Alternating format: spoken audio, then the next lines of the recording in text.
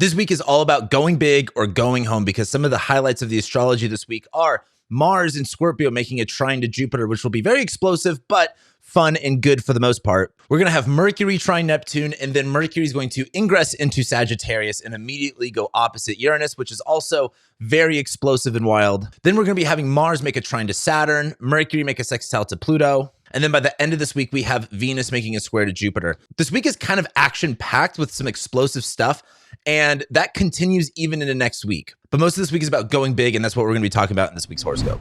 Welcome back to the Astrology Report, this time for October 27th through November 2nd of 2025. My name is Cam White, if you don't know me already, and I like telling you guys what is going on in the astrology and how to use it to your advantage. If you guys are watching this on Sunday, I want to thank everyone that came to the live Planning with Astrology live event. I'm recording this in the future. I know it's already going to be a good time. And if you're watching this before the event, I'm excited to see you later today. But with that being said, let's go ahead and jump into the horoscope. So like I said in the beginning, a lot of this week is about like kind of explosive energy.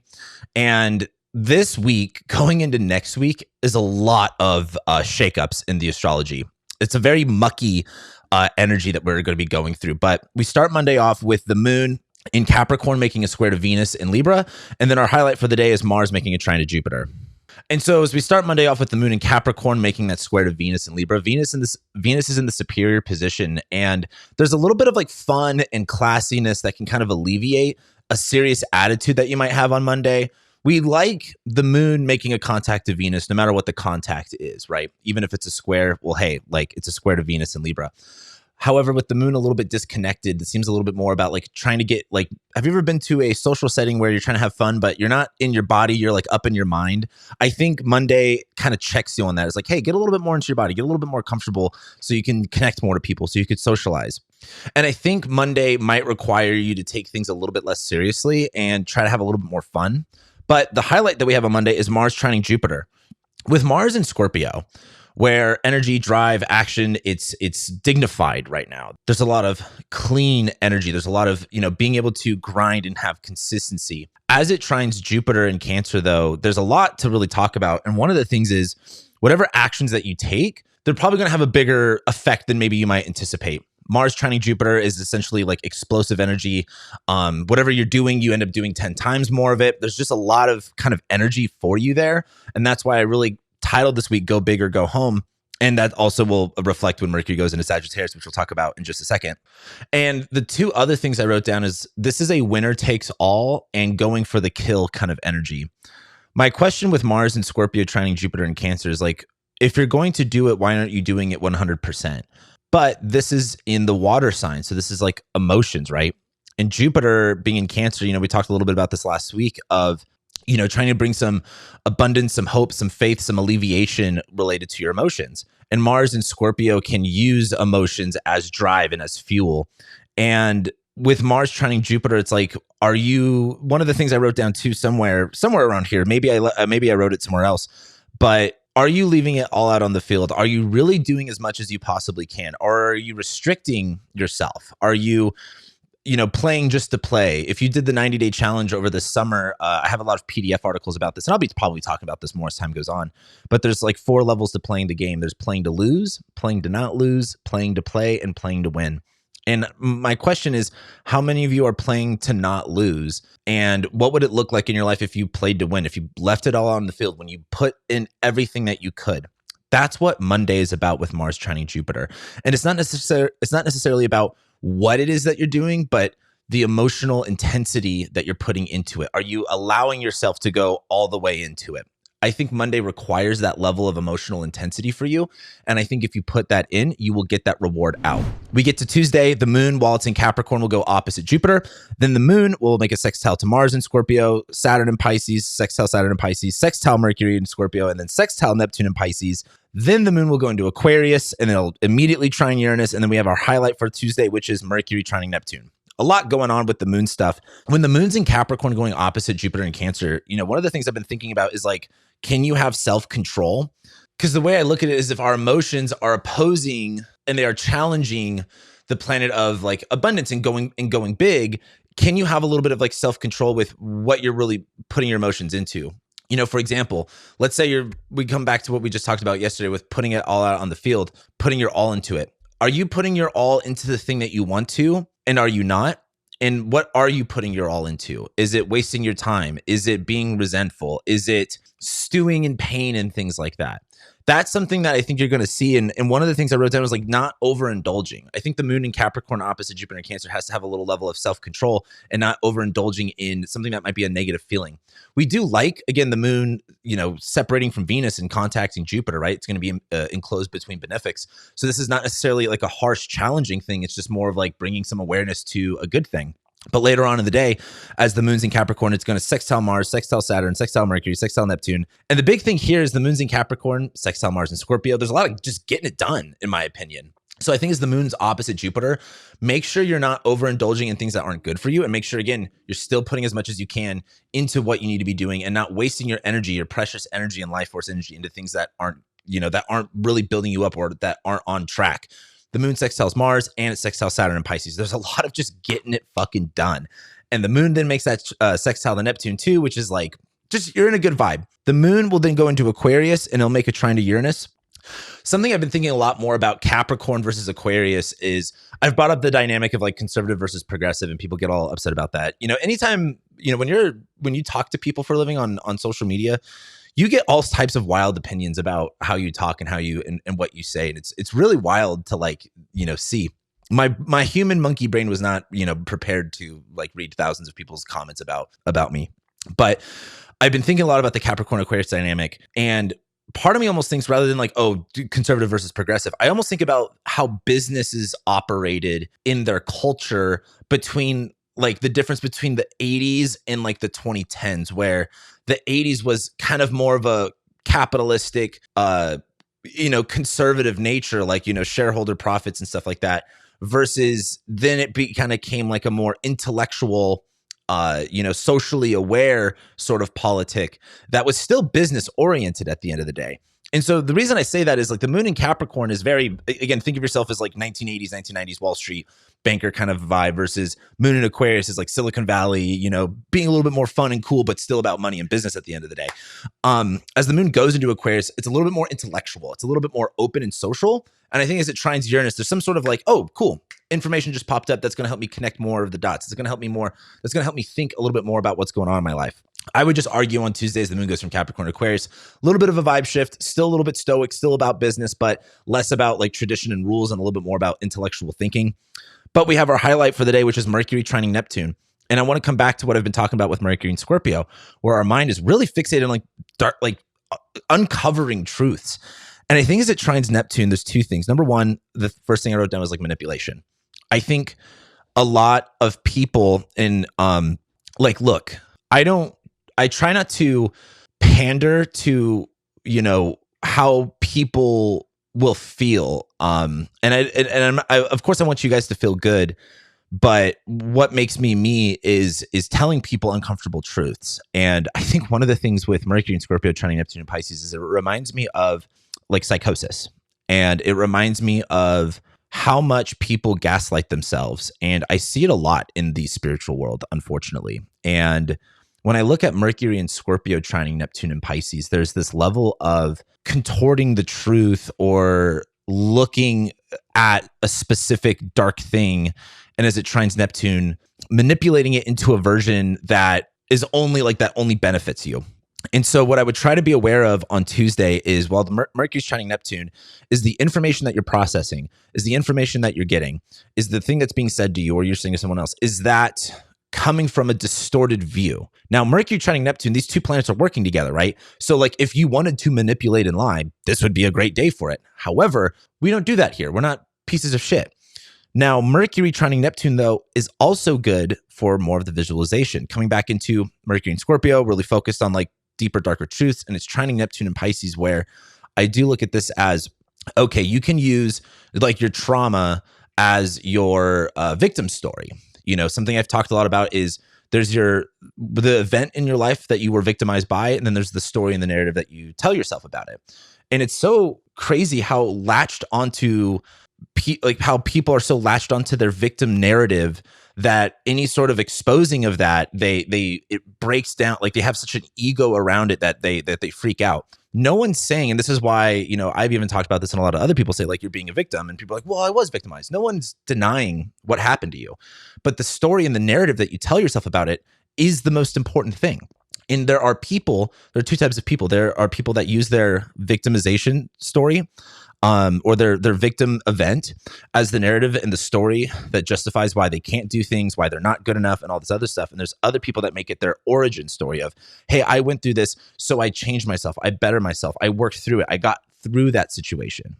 And with Mercury and Scorpio trining Neptune, what I don't want you to do is spiral into like a self-victimization and a doubt and a manipulating yourself as to like why you're not good enough, why you're not lovable, whatever it is that you are, or whatever it is that you're telling yourself, and turn it more into, how can I use this emotion in this event? How can I use this feeling to help me rewrite my own narrative?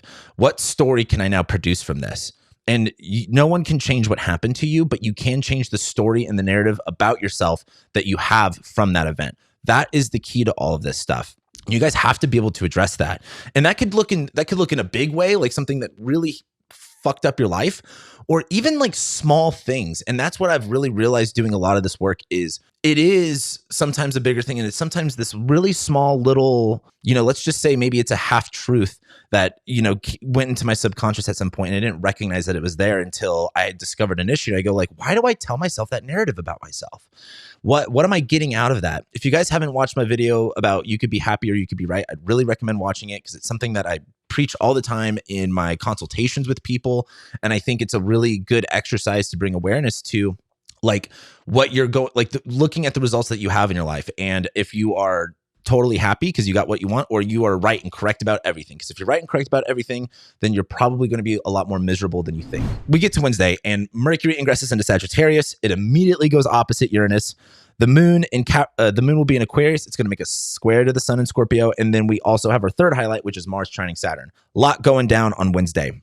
Mercury, and also Wednesday is Mercury's day. And we have Mercury, the planet of communication, logistics, and thinking, going into Sagittarius. There is so much to talk about with this. Number one, Mercury's in shadow. So the events that happen for the next little while are not just one-off events. You will come back to these events. You will come back to this thinking. You will come back to this line of communication over the next few weeks. So definitely pay more attention to what's being said, what you're thinking about. Number two, logic, thoughts, information. It's in detriment. That's okay. Jupiter rules Sagittarius, and Jupiter is about abundance and hope and faith. And Mercury, which is about logic, is opposed to that. So it doesn't work well there. And this is the thing. If you're expecting to be logical and rational over the next few weeks while Mercury's in Sagittarius, you are going to be wrong. You are going to kind of, it's not going to really work. Mercury in Sagittarius, my challenge for you guys is can you release your need for things to make sense? Can you release your need for things to be rational? Because with Mercury and Jupiter sign, last year we had Mercury retrograde in Sagittarius, but Jupiter, the ruler of it, was in detriment in Gemini. So it was just this kind of like really confusing, and that was a Mercury retrograde that was just like, this just sucks. With Mercury in Sagittarius with Jupiter, though, dignified and exalted, there's an opportunity here to why does it all have to make sense? Something that I've thought a lot about, or at least that I'm personally going through, is looking at where I'm stuck. Like, for example, because I operate a business, I have all these things that I do. I've conditioned myself to think it has to go a certain way. And I've been stuck in that, and I haven't even noticed that it's been happening until recently, where I'm looking at my life and I'm going why do I think it can only look one way? Why do I have that? And I've been trying to just acknowledge it and then pretty much do the opposite, which is, well, I'm open to any way that it can look. It doesn't have to look my way. What if I released the way that it has to look in my life, and maybe a better way that it could look that I wasn't even anticipating can happen in my life? What if that was true? And so with Mercury going into Sagittarius, there's an opportunity for you to not have to be rational or not have to have things make sense. And that's going to get confounded or compounded with Mercury going opposite Uranus. Uranus is instability, liberation, freedom, and it's in the sign of Gemini. Gemini is about information that we know. Sagittarius is about myth and story that compels us to believe, that compels us to have faith. And Gemini is about information, gossip, just stuff that we hear. It's like when you're scrolling social media and you heard this and you heard that. Mercury going opposite Uranus is some sort of information that is explosive and that changes your perspective on things. So Mercury going opposite Uranus, look at the axis of houses that Sagittarius and Gemini rule for you, because there's going to be something that really kind of shocks your world. And it's going to be something that doesn't necessarily make sense and that you can get frustrated about and that you can get aggressive about. But it's really an opportunity it's an opportunity to let go of your perceived notions of how you think things are supposed to be. And you can just be open to how they are. And I want you to not feel stressed when you're like, this doesn't make sense and I don't know what's going on next and this like sucks. Like, just take away that and just practice faith. I talk a lot about faith, and yes, I've brought up like, yeah, I've been on my Jesus shit for a little while, and I don't mean like you need to get religious, but like, do you guys have the ability to let go and surrender control? Do you have faith that things will work out for you, like truly? And I know that you probably all do on the inside, but sometimes mentally we can get wrapped up in having to control the circumstances. And this is going to be one of those moments where we can bring awareness to, oh, I've been operating in this space of having to control everything, and I need to practice more about that faith, even when things don't make sense. And that's when things are like, you're not supposed to practice like gratitude when you have everything. You're supposed to practice gratitude when you don't have anything. And I think this is a really excellent time, albeit Mercury going opposite Uranus. There's going to be some sort of, it's going to kind of hit you. There's going to be some sort of like, whoa, like that just happened. It might make you spiral a little bit, but I don't think that's a bad thing. I would just ask you to trust the process. There's some information that's going to change the way that you look at things and think about things. And I think it will be for the better. And that will continue as we have Mercury go retrograde throughout Sagittarius. Now, the moon, while it's in Aquarius, is going to square the sun in Scorpio. So there is a little bit of a stubborn nature to the energy throughout that day. So this isn't necessarily something that you're going to completely open up to and be open to. It will kind of come on an emotional level. The moon's in a fixed sign, the sun's in a fixed sign, they're squaring each other. You're like, well, I want it this way and I'm feeling this way. But Mercury, our thoughts are, they're in mutable signs. So everything's like changing and up in the air. So I don't think you're going to be really all that open to it exactly on Wednesday. And that's okay. But just acknowledge, hey, I need to be more open to this. And right now I'm not, and I need to work on, relaxing a little bit and not being so stubborn and fixated on how things are supposed to be in control. Then we have Mars in Scorpio making that trine to Saturn in Pisces. This is where I wrote this. A lot of this is putting it all out on the field. Like I've been saying with Saturn and Pisces, when we talk about self-discipline and limitations, and we kind of look at like, something I've just kind of realized, and again, like I'm a human being too. I hope I don't come off as if I fucking know everything. I'm definitely not perfect. And something I've just been really realizing is since COVID, which again, I have my thoughts and feelings about all of that. But the big thing is that really affected me and that put me in this really big state of isolation that I still feel like I'm in, whether it was because of just the lockdowns and then, the vaccine thing, and I didn't feel like going out from that. And then that just turned into this, societal division where I don't feel safe talking to people. I don't feel safe sharing ideas. It's really hard for me to do it here. Like I get a lot of compliments that like, oh, you're so brave being able to talk about stuff. Like this shit's fucking hard. Like I get rejected and I lose friends all the time because I'm just honest.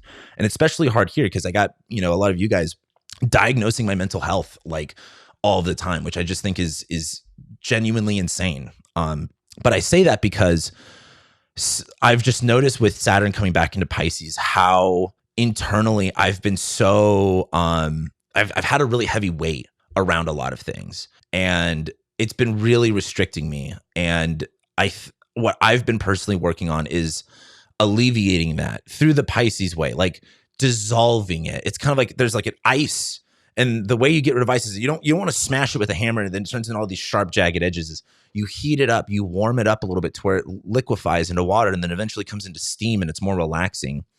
And I think with Mars trining Saturn, number one, what actions and energy, what things you are doing are going to be good for the long term. There's an ability to have more discipline with what you're doing. There's an ability to have more of a long-term vision with what you're doing. But another way I would look at it is Mars is energy drive in action. It's making that trine to Saturn. It's in the superior position, which is like, hey, this is something you have to go through. You have to put your all into it. Not because that's what like is required, but because that is where you're going to get your breakthrough, is by putting yourself all into it. And I'm saying this from a place of like, I'm terrified of doing this. This is a very hard thing for me to do. And I'm really looking at this as like, fuck. And I think there's just a level of all of this Scorpio stuff coming up, and all this water stuff is like getting to know yourself in a really deep way. That's what all this, everything's in Scorpio, Pisces, and Cancer. There's just so much like emotional depth this month. So anyway, we get to Thursday, and on Thursday, the moon will be in Aquarius. It's going to trine Venus in Libra. Then we'll have our highlight for the day, which is Mercury making a sextile to Pluto. And then later on in the evening, the moon will make a square to Mars in Scorpio. So there's something fun about Thursday morning where the moon trining Venus, like socializing, connecting, having fun. That's like there's something about Thursday where there's some sort of fun social connection, some sort of pleasurable thing going on Thursday morning. So we like that. Later on throughout the day, as the moon is in Aquarius, squaring Mars in Scorpio, the thing I wrote down was like, there's too much arguing and everyone's kind of frustrated. And there's a little bit of isolation that is going on here where it's kind of like, have you ever been at a bar and you can just kind of tell, or like maybe you're out and about somewhere and there's like some sort of hostile event you feel brewing up. You're like, it's just time for me to go. That's what the moon squaring Mars later on Thursday is going to be about. And also too, if later on Thursday night, if you're start getting frustrated, check out a little bit. Our highlight for the day was Mercury sextiling Pluto. I don't think that this is really that big of a deal, especially in the grand scheme of all of the astrology things that are going on. But the way I wrote it is there's a new understanding of the current paradigm. And I also wrote there's no monsters under your bed.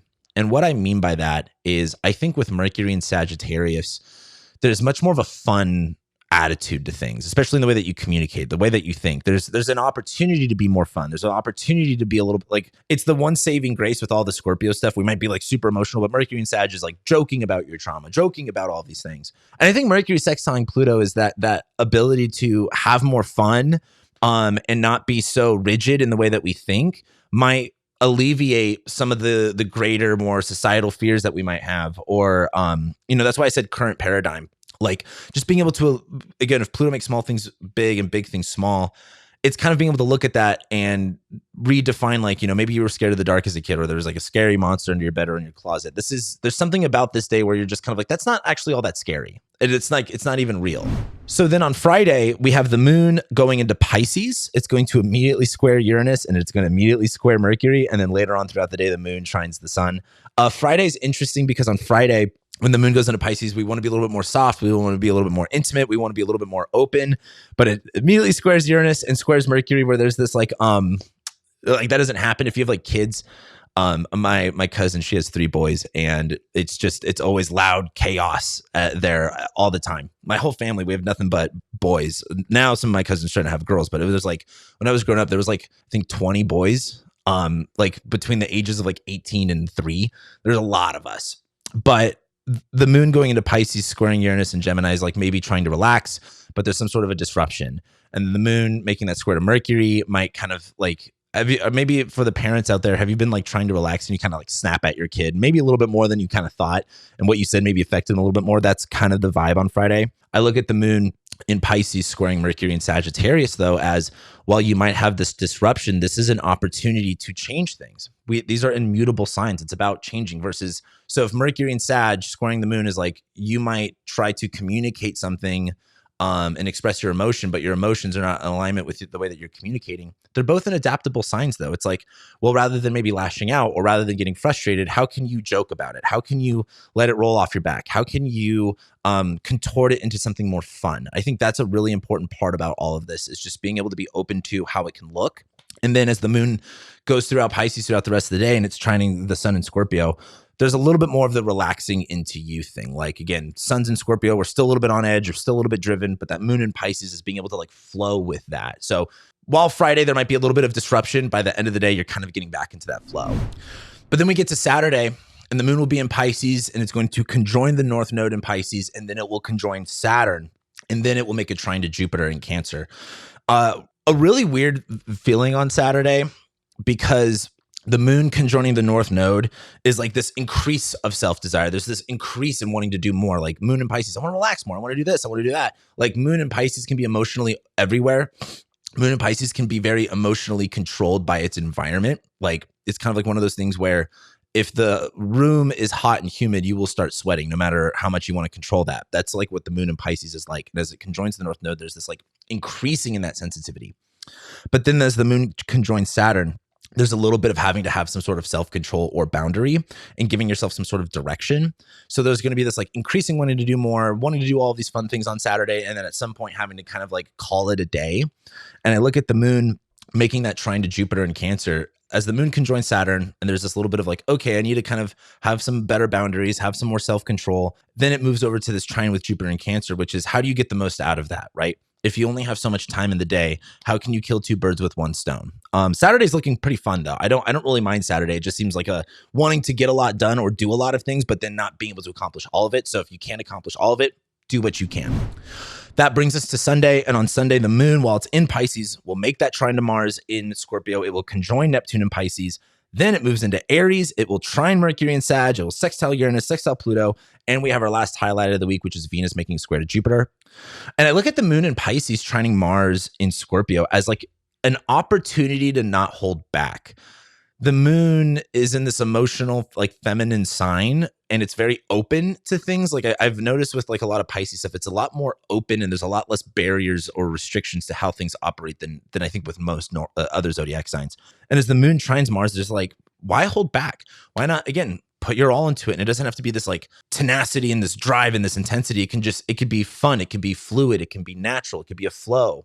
And as the moon conjoins Neptune with that, I think there's an opportunity on Sunday to, again, connect more with like visualization, connect more to what you're trying to create in your life, connect more to what is the ideal scenario that you want. And are you creating that in your body? Are you creating that to feel? And when you create that as how you feel, are you then taking action on it? Again, a lot of this time is going to be be, do, have, which is you got to be who you want to be first in order to do what you want to do in order to have what you want to have.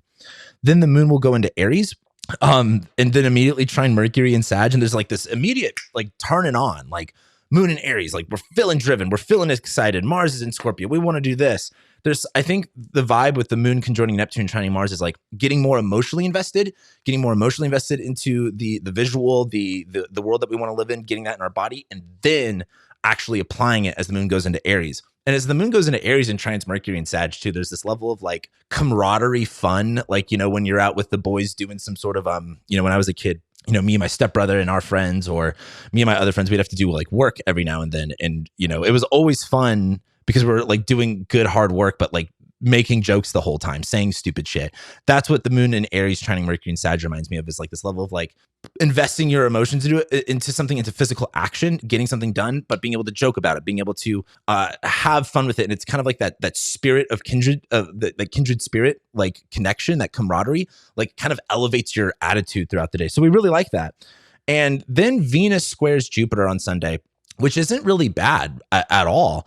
Venus is in her domicile. Jupiter is exalted. They're both dignified. And I look at Venus in Libra squaring Jupiter in Cancer, which is like you were throwing a party and it's really elegant and it's really great, but way more people came than you anticipated. Way more people came than you thought. And you might freak out about that, but the whole thing is like, oh no, more fun. Oh no, more things that you like, more of what exactly it is that you wanted. And you may feel a little bit ill prepared. Like there's not enough dishes for everybody. There's not enough seats for everybody. And I would just ask for you, like to just be open to things being more than what you anticipated, even the more pleasurable and enjoyable things. If you got to this part of the video, we're going to comment the wave emoji. Like if you go to the weather, it's like one of the last ones where it's like that one Chinese or Japanese painting of the wave. We're going to do that. We're going to create some waves this week with all the watery stuff going on. So comment that if you got to this part of the video. I need you to listen up though for next week. Check out how much shit happens next week. Next week is honestly a lot. In a way that like I said this when I recorded the November game plan. You know, I know like every transit for the next like 5 years, I feel like by heart. But I hadn't actually like really looked at November like hour by hour, which is what I do that for like every month. I do that like for everything. Mars will trine Neptune. So Mars in Scorpio trines Neptune in Pisces. Mars then goes into Sagittarius next week. Then Mars goes opposite Uranus. Then we have the full moon in Taurus. Then Venus enters Scorpio. Then Venus squares Pluto. Then Uranus comes back into Taurus. And then Mercury stations retrograde all next week. This week, really invest yourself into things, put your energy into there, because next week is where everything just kind of like changes for you. And this is one of the more last weeks where it's about kind of doing work on the front end, because next week and the weeks after that will be about like having to go backwards and change things with that. So thank you guys so much for watching this whole video. Make sure you like, comment, subscribe, and I'll be seeing you guys next week.